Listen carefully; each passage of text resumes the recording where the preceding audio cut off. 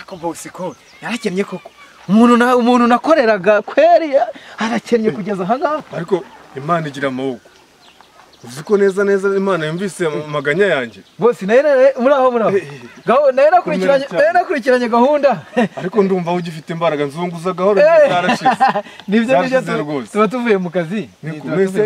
Iyi mirima yose ni yawe. Hano hose rwose ni wanyu. Dore ni wanyu ruguru hano ruguru y'agashyamba hangaha. Hafi hangaha rwose niho ruguru yiwanyu. Ntago nkipfuye rero. Rero umushuti wanjye ntago ntinda ndagira ngo niba umfashe kare nsubire iyo bigo dore urazi ko urugendo ari rurerure. Byagenze gute? Reka turi hano twicara sugira ngo sinarushye. Tuba twicaye ahangaho ntekerereza. Ntarushye rwose. Ubu nganiriza rwose. Yicara aho nganirize. Umva rero wa mugabo. Akagongo mu mwanya wanjye akagongo. Dore mu kazereka. Rwose urabizi ko nahoze mfite ibintu. Nari mfite ibintu nkagira n'abantu. Ndabizi nitwagukoreraga se kaduhemba neza shaho. Ko ntiwaduhembaga neza rwose. Ubu ikintu nasigaranye ni ikintu kimwe. Ikintu kimwe gusa. Icyo kintu mbaza icyari. Wasigaranye iki? Ikigeragezo. Ikigeragezo kimeze kite mu mwanya? Ikigeragezo cyo kubyibuha. Kubyibuha gusa. Hakabyana nabyibushye nta wamenya rwose. Ba muntu we. Ugira ngo hari umuntu wagufungurira ubyibushye. Reka da. Umuntu wese mbwa ikibazo cyanjye. Nta kintu amarira. Ntacyo. Arambwira ati umuntu ungana gutyo ni gute wavuga ngo urashonje. Kandi rwose uyu munsi urabaye wa gatatu ntagira ikintu mbona. Baga boss koko wahuritse muvandimwe.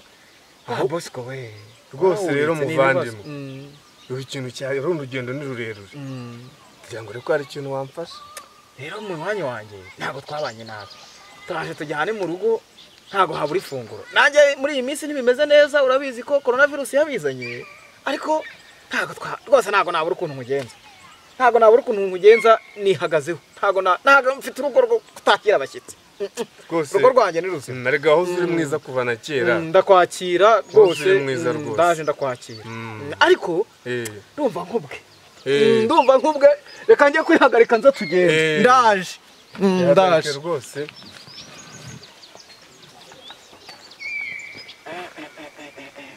Nihagarika hera. Rero hakati hariya.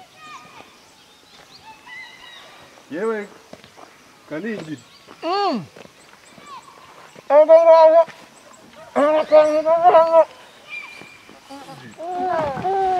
Ndango ndawungira ubwayo mu kigunda. Ese igitsina cyawe kimukiye mu kanwa. None se ufungura wihagarika imigati.